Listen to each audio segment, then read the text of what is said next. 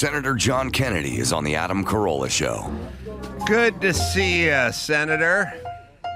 Adam, good to see you, man. Thanks for having me. My pleasure. I see you on TV all the time with your witticisms and your analogies. Very funny and effective. You know, I think you can paint a picture with a short analogy or a funny saying much more effectively than a long run-on sentence. Has that always been your style? Yes. And, my business in large part, Adam, it's a lot like yours. It's communication. And the American people are busy. They're busy getting up every day and going to work and obeying the law and paying their taxes. They don't have time to sit around all day listening to politicians honk on like a goose. So when I have a chance to communicate to them and make my points, I've got 4 or 5 minutes, and I want it to be memorable, and I want it to be genuine, and I want it to be plain, and I want it to be candid. And sometimes that gets me in trouble, but God gave me the right to remain silent, but not the ability. The shutdown seems like something everyone is talking about. I know the Republicans seem like they would like to stop spending so much money, especially on frivolous things, and especially on frivolous things that take place off of the shores of this country, which I wholeheartedly agree with. I'm from California, so we spend billions on a train that goes nowhere, and then we scrap it. And we're weirdly sort of immune to it because the numbers are so astronomical now that you almost can't digest them. And so you end up sort of becoming immune to this. But just in general, I feel like the Republicans are the party of trying to save some money, and that money is taxpayer money. Well, we are. And this shutdown is really very simple. Now, the Democrats have tried to muddy the water to make it look deep, but here's what happened. Tuesday, 2 weeks ago, our country just rocking along, minding its own business. The budget expired. Our budget expired that day at midnight, but we've been talking to the Democrats about working on a new budget.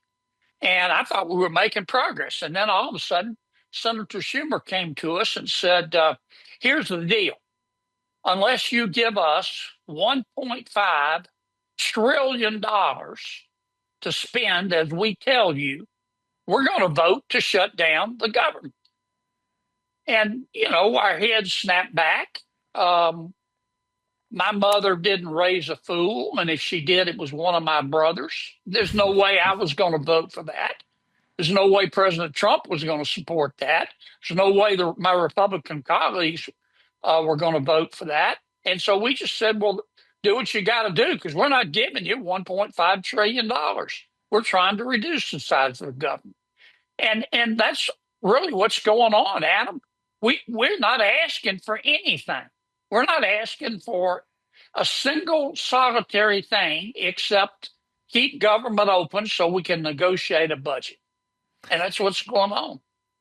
And it's a multiple vehicle pileup, but it's not our fault. It's Senator Schumer and his puppeteer, Congresswoman Ocasio-Cortez. Yeah. So do you think that's what's going on? I mean, Schumer's hanging on for dear life, and it's sort of the super progressive side of the aisle that is, it's weird because I never thought of it this way, but I'm picturing Democrats in general, like the Democrats I know, as let's just say they're in a large Viking ship and they're all just paddling. They have an oar in their hand and they're just rowing in a large Viking ship. And that's what most of them are doing. But there's a handful of people, and they're in charge of the rudder. And they're going, we're not going the direction you want us to go. And the majority are just going, we're just trying to make land. We're just rowing. We're just hardworking folks. And they're going, no, we're steering toward climate change and the trans community and all the weird stuff that nobody wants. And the majority of you rowing don't want. But we're in control of the rudder. And I feel that's what happened with Biden. Biden got sold to us like some sort of middle of the road, slow and steady Uncle Joe and all that. And that's what people voted for, but that's not who was in charge of the rudder. That's not who was steering the ship. I think you're absolutely right. That's a good analogy. The loon wing, the socialist wing of the Democratic Party, it's not every Democrat, but it's a pretty big part of them. Maybe a third of the party, 40%, but they're in control. And their leader is Congresswoman Ocasio-Cortez. Now, she's helped along by Senator Bernie Sanders, for example, but they're in control. They're about to elect a socialist mayor of New York. And that's who Senator Schumer is taking orders from, because he's up for re-election in a couple of years in New York. And he wants the loon wing of his party to love him.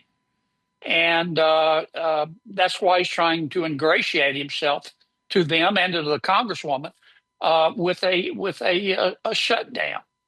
And you're right about President Biden. I think most people who voted for President Biden thought they were getting the second coming of Bill Clinton, who by modern standards was a moderate Democrat. Instead, they got the second cousin of Bernie Sanders or Ocasio-Cortez. And that's who's in control of the party, and they're running things. Yeah, and what they got was an auto pen and a bunch of people in charge who they didn't vote for. And so, I was just going to say, this wing of the party, these people are crazy as bedbugs. They hate George Washington and Abraham Lincoln and Thomas Jefferson and Dr. Zeus and Mr. Potato Head. They think they're all racist.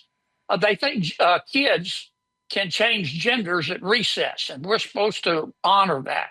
I mean, they're just crazy, but they are in control. Right. And that's kind of an argument I have with people sometimes where they go, what about the Klan or the Proud Boys? I go, they're not in control of the Republican Party. They bring up the Klan every 10 minutes. I've never seen a Klansman. I'm in Southern California, so they don't have a lot of rallies in this neck of the woods, but they're not in charge of anything. The loony side fringe is not the fringe. It's the majority in terms of policy. They are in control. They are dictating policy. And it's nutty and it's dangerous. And then you kind of get back to, what do they want? It seems to me like they want chaos, because it doesn't seem that any of their requests are clear or have an end game. Well, yes, they want chaos, but out of the chaos, here is what they really want. They think they are smarter and more virtuous than the American people. They think the American people are stupid. And so they want the American people to send all of their money and all of their freedom to the loon wing of the Democratic Party in Washington, and they will make decisions for the rest of us, because we're not smart enough and we're not virtuous enough to do the right thing. They think that they can spend your money better than you can. It's the most elitist view, arrogant view I can possibly imagine, but that's what they believe. That's what President Biden's people believed. Deep down, I think that's what President Obama believes, and that's what we're dealing with. A bunch of people that have more zeal than wisdom. They're often wrong, but they're never in doubt. They have all the answers. Yes. Just ask. It's an elitism meets a narcissism. Like, there's a kind of, you have to be narcissistic to want that kind of dominion over people. Regular folk who aren't elitists and narcissists, when you say, do you want to be in charge of a group of people? They go, no, that's uncomfortable. It's not for me to say. It's not for me to dictate to them what to do or how to go about it. That's the way I felt all during COVID. I'm not here to tell people how to live or what to do.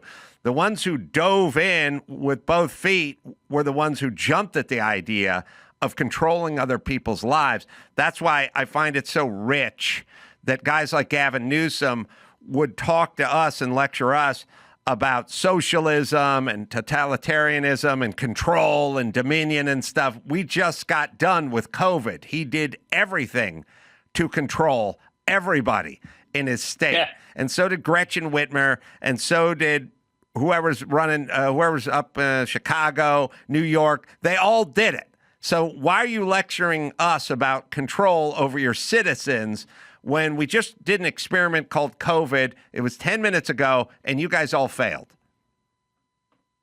Well, that's a good analysis.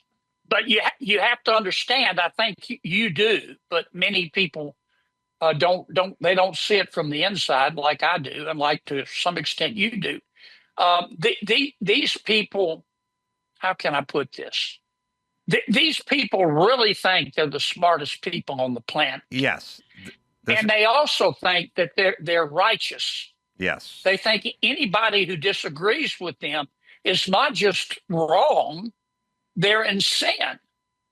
They're racist, and they're sexist, and they're misogynistic, and they're Nazis, and they're bigots. And I could go down the list. That's why I say they're often wrong, but they're never in doubt. I think Barack Obama, and even more so, maybe Michelle Obama, became the sort of poster children for that, like super elite.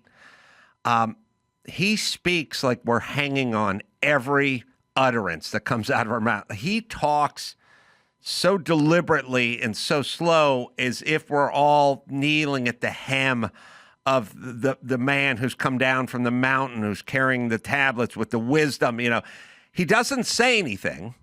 She doesn't say anything either, but they're both poster children for this era of sort of super elite. And yes, they have much more education than you do, and you couldn't possibly understand, but they're going to save you from yourself, essentially. Yeah. And it's the most arrogant approach you can have as really a human being. And I'm sorry. I was going to say, I didn't see as much of it. I felt like the Obamas ushered that in. You know, Bill Clinton didn't have that, and Jimmy Carter. Like, you could say what you want about Jimmy Carter, but he didn't have that elite, listen to me because you're too dumb to make your own decisions vibe. He didn't talk down to everybody. He wasn't that, and neither was Clinton, and neither were the Bushes. And and Reagan wasn't that way. And we sort of sailed all the way through. And then we got to Obama, and this started. And it continued. I think Kamala Harris tried to pick it up, but she wasn't capable of pulling it off. Well, personally, President Biden wasn't like that, but he wasn't in control. Right. The people around him were in control, and the people around him were basically former aides to President Obama. I was often asked during President Biden's term by my people back home in Louisiana, who's really the president? Because they would listen to President Biden on TV, and he would talk like he was from outer space. And they would say, he can't possibly be making the decisions. Who's making the decisions, Kennedy? And I would tell them, the real president is whoever has control of that teleprompter. And I think the people that have the control of that teleprompter, in addition to President Biden's family, but on a day-to-day basis, were the 5 or 6 top aides to President Biden, and they were all former Obama people. Where are we at with the Comey indictment and, you know, a lot of what they would call lawfare, which is convenient because these guys engaged in what I believe is a crime, and then they figured as long as we're in charge, we'll always be safe. And then the guy they tried to get put away got back in charge. His name is Donald Trump, and now he's going back to right a wrong, which they call lawfare, but it's not. It's basically they broke the law and thought they were going to get away with it. And so now there's all these characters, and it's, a lot of the people that signed, the 51 intelligence experts that signed the document that said Hunter Biden's laptop had all the characteristics of, Russian disinformation or whatever it is, all those people. And then there's also probably room for Obama on that list. I think it'll all come out sort of like COVID all came out, sort of like, Russian, the whole Russia, Hillary Clinton, Steele dossier, like it only goes one direction. It's only going to go one direction for Fauci. It's never going to turn out. He's never going to be Saint Fauci, who was on a candle. It's all going to be bad. Lab, did it come from a wet market? Did it come from a lab? I know how all this is going to end. All of it is going to end the opposite of what you were saying. Not you, but they were saying all through it. Stolen election, spying on Trump. It's all going to go one direction. But the question is how many and how long, and what's your take on it?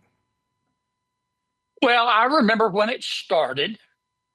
I think at the instruction of the Biden White House, Attorney General Merrick Garland decided to, for the first time in this country's history, to prosecute a former president of the United States who also was the chief opponent of Attorney General Garland's boss, President Biden. That had never happened in the history of our country. It's not supposed to happen in America. That's the sort of thing that happens in countries whose Powerball jackpot is 287 chickens and a goat. That doesn't happen in America. To add sugar on top, they got the New York Attorney General and a district attorney in Georgia to try to put the President of the United States in jail under state law. And the American people saw through this. And it did more to help Trump than it did to hurt him. But what it also did is unleash spirits that can't be controlled. I mean, once you start this stuff, it's hard to put that genie back in the bottle. Now, what I think the Attorney General now, Attorney General Bondi and the FBI Director Patel are trying to do is they're trying to go through the FBI and the Justice Department. They're trying to lift up the good people and get rid of the bad people and put in jail the people who broke the law. They started with Mr. Comey. Mr. Comey did more to undermine the institution of criminal justice in America than anybody I can think of. He's been indicted. Will his indictment be sustained? Will it be thrown out? Will he be convicted? I don't know. That'll be up to our courts. But there will be others, in my opinion. Yeah, because it seems pretty evident that they had an agenda. And you can talk about the law, and you can talk about statutes, and you can talk about letter of the law. But if you just sort of take the 10,000-foot view of the whole thing, you had an institution that had a bunch of people at the top that were clearly invested in Trump not being the president. They just were. And you always carve out the rank and file and the good guys and the cop on the beat and the guys out in the field doing the real work. Yes, it's not them, but they're not necessary for this. It's the guys at the top. And the guys at the top had a very vested interest in him not becoming the president. Now, there's a lot of reasons, and part of it is just kind of a status quo. We don't want the wild card coming in here shaking things up. We'll take what we know, and by the way, you go along and you get along. So they have a certain amount of power. For instance, Hunter Biden's laptop comes around. They're aware of it. They're in control of it. They understand it, but they also understand that they have a certain amount of control over the election, and they can do things at the most extreme, arrest President Trump and put him in prison. That would be a way to stop him from ever getting in control again. Or little things like we can shape the election. We'll just take this laptop, which could be hurt, which we're definitely going to shave a few points off of our guys' votes, and we'll just steer it in a certain way that makes it look like it's something different than what it is, and we'll control the outcome of the election in that way for as much as we can control it. That part of it all seems abundantly clear. There's a lot of Americans that don't want to admit it, and they don't want to think that their side did it, but there's no other way to process what happened. Here's what I think happened from an inside perspective. President Biden is the president. During the campaign, he was able to hide in his basement because of the COVID virus. Once he became president, almost immediately, people could see that he had neurodegenerative disease. He was old. He couldn't finish a sentence without taking a nap. He had to have a teleprompter for everything. And so the people controlling President Biden said, oh, my gosh, he could get beat for re-election. So they say, well, we think Trump's going to run against him, so let's put Trump in jail. And even if we don't put him in jail, we'll hurt him enough that he can't get elected and President Biden can be reelected. Well, once again, they underestimated the American people. The American people said, "Wait a minute, this isn't fair.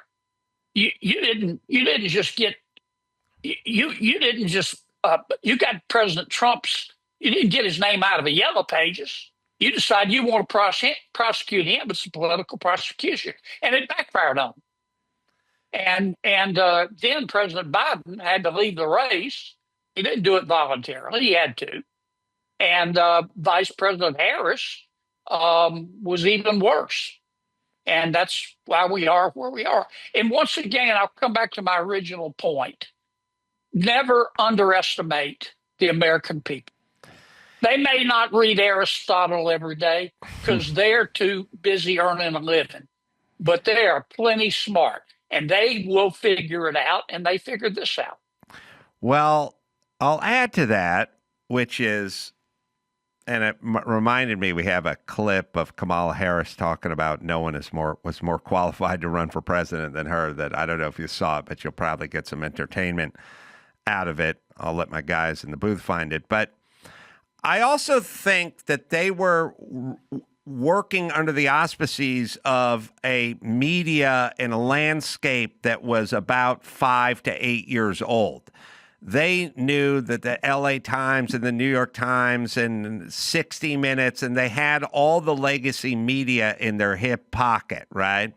And so they're working under that. But what they didn't realize was the new landscape for media, the podcasts and all the alternative stuff and all the voices that weren't around. And so they were sort of working under an old premise, which is we have everybody, and you can put this down for a second. I'll finish this, or we'll figure it out. But they thought we have everybody in our back pocket. We have all the legacy media, so we can say whatever we want, and no one will be the wiser. But that was before. Now people are the wiser. Well, yeah, the world's changed. People don't just get their news from the legacy media. They get their news from social media. They get their news from podcasts. Adam, I don't have time. I wish I did to listen to very many podcasts because I'm going from meeting to meeting and vote to vote. But my wife, for example, and I don't think she's atypical. She is addicted to podcasts. It is extraordinary how many Americans get their news from podcasts. And many people in professional politicians, they still don't get it today. Yeah. The legacy media is not.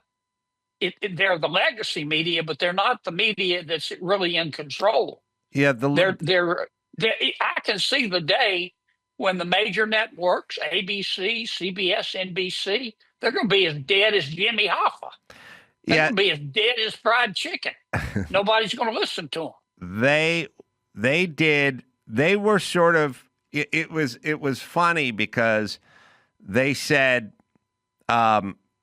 It's tantamount to them going, we need to get an endorsement from Oprah. And once we get Oprah and Beyonce to endorse us, then we're going to win.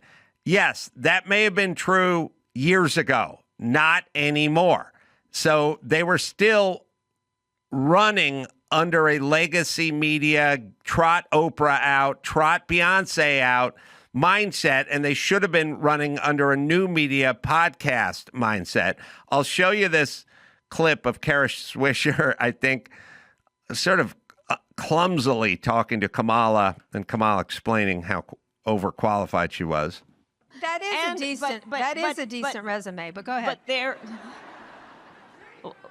Well, some people have actually said I was the most qualified candidate ever to run for president. I like the some people say. Very nice, but go ahead.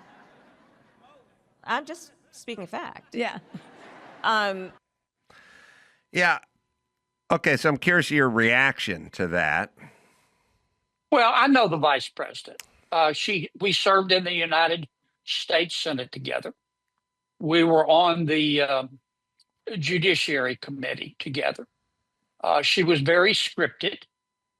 I think she's a lovely person, and she's entitled to her opinion. But I have seen the polling before she got in the race, and the poll showed that most Americans looked at the vice president and thought to themselves, when her IQ gets to 75, she ought to sell.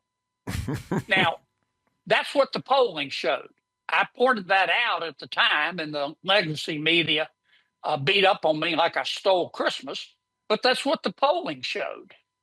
And I don't think she expected to be running for president, but I also don't think they expected President Biden to have a major league goat rodeo meltdown in front of the American people in his first and only debate. And so it was thrust upon her. And that the choice and the reason I think Trump won, people looked at Trump and Harris and they said, here's my choice. Trump represents hope because I know something about him. I know what things were like in his first term. Trump represents hope. Harris represents more hurt. She'll be just like President Biden. And that's why she got beaten. That's why President Trump won. That's my opinion. Well, also, most qualified to be president, being DA of San Francisco or holding some position where you're in the pockets of, donors and contributors and stuff. I don't know if I like those kind of qualifications. I would take this guy was a farmer. This guy was a veteran or a Navy SEAL. This guy ran his own business. In my world, welder who ran his own welding business, I like those qualifications better than working in the city council for Los Angeles. So, well, to be a successful political leader, you do have to be smart, but it's more than that. You have to be mature. You have to be governed by morality, not appetite and ambition. You have to have good judgment. You've got to exercise power intelligently. You've got to know which bridge to burn and which bridge to cross. And you can serve in public life all you want to, but if you don't have those skills, then you're not going to be a good president or a good governor or a good mayor. You're just not. And you also have to have the ability to communicate.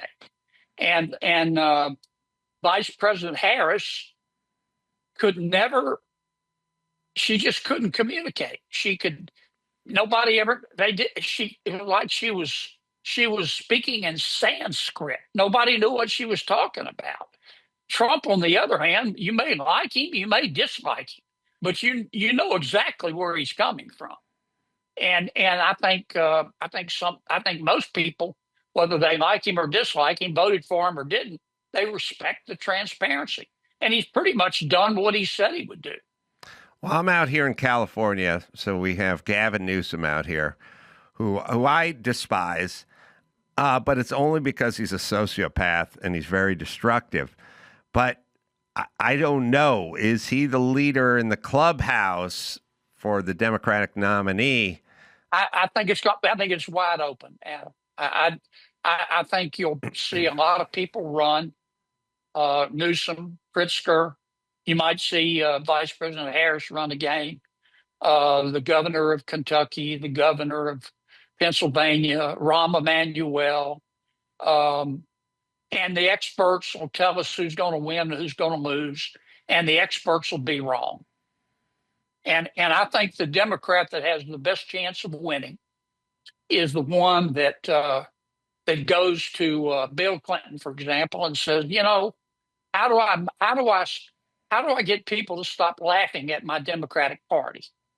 How do I start talking about the things that moms and dads really worry about when they lie down to sleep at night and can't? And when moms and dads lie down to sleep at night and can't, they're not lying there worried about transgenderism. They're not worried about that. They're worried about how to pay their light bill and their kids' education. They're worried about inflation. They're worried about the enemies that we can see throughout the world that hate America, that want to kill us and drink our blood out of a boot. And the Democrats won't win again, in my opinion, until they start talking to real people about real problems. Yeah, well, let's hope they don't. Last question, the shutdown. Predictions, Yeah. What's coming up? When's the next meeting? I think it'll last. I think right now, knowing where negotiations or the lack thereof stand, this will probably be the longest shutdown in the history of ever. I think a lot of Americans don't really care one way or the other. I think it will last at least until November the 1st. Really?